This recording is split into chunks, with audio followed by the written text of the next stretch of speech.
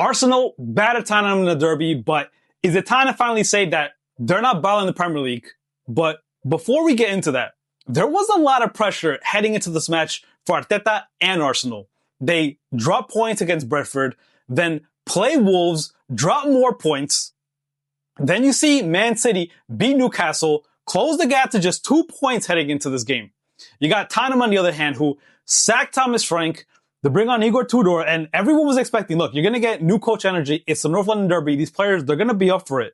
And no, what we saw was Arsenal from the beginning was on that front foot.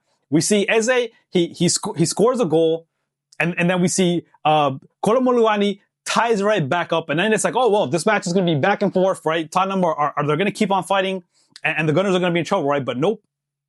That's not what we saw, right? Because it's Gyokeres just responding, finally looking like he's settled in the Premier League, gets that goal, and then it's Eze again. And after that, pretty much Tottenham had just, look, the wheels fell off. This is a team that is arguably fighting for relegation. They're in the bottom of the Premier League, and yes, they've had a lot of injuries, but they should be higher in the table, and it's embarrassing to see them look this bad against in the North London Derby, to get embarrassed at home. They didn't just lose. They got smashed, battered.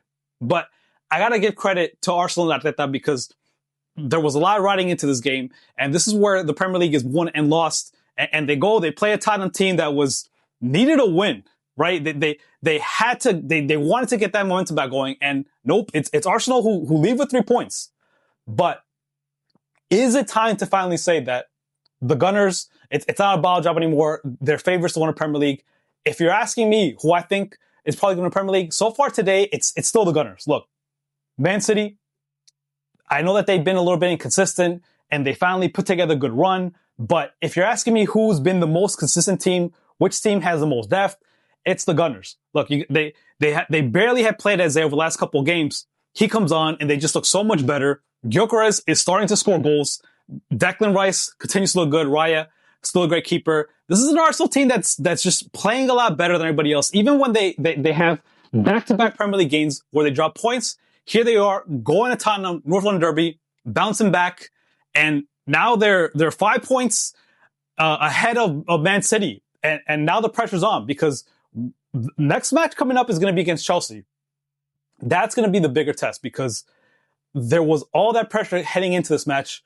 And then Man City is still knocking on that door. We've seen Arsenal bottle it. We've seen City take over, win matches. And then they're going to play Chelsea. And Chelsea are also coming back off of a defeat. They draw points at home to Burnley. They get that red card. They're going to want to bounce back. So where does Arsenal go from here? Because so far we've seen them drop points, but they get a result here. So we'll have to see what happens against Chelsea. But I did want to transition to some of the comments. Premier League flag Gyokeres now has the same amount of goals as starting of the season Ekitike. I thought that one was interesting, because when you compare Ekitike to Gyokeres, a lot of people were saying that Gyokeres was a flop. Ekitike, on the other hand, that he's the better signing. And still no argument there. I still think that Ekitike has had a better season. But when you look at the results, though, right, it's Gyokeres with 10 goals, same amount of goals. But if I'm transitioning to another comment here, only scores against relegation fodder. And look, I mean, he's got a point there, right?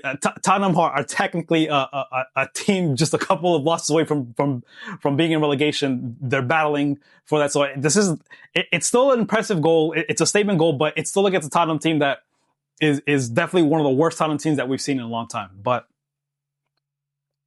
what did you guys think of this result from the Gunners? Were you impressed? What were your thoughts about Tottenham? Drop your thoughts in the comments. Don't forget to like and subscribe.